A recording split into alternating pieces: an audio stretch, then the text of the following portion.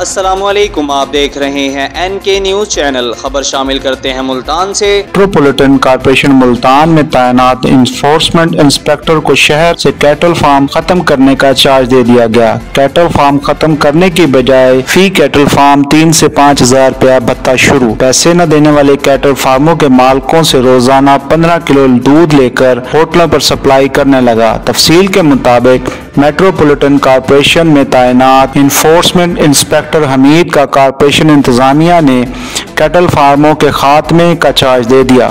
शहर में सैकड़ों कैटल फार्मों के मालिकान से हमीद का मुकमका फी कैटल फार्म 3 से 5 हजार रुपया भत्ता वसूली। जो कैटल फार्म मालिकान भत्ता नहीं देते, इनसे फी कैटल फार्म 15 किलो दूध भत्ता की शक्ल में लेकर हमीद अपने कारिंदों के जरिए होटलों को सप्लाई करता है। जबकि डिप्टी कमिश्नर का हुक्म है कि शहर से कैटल फार्मों का खात्मा किया जाए।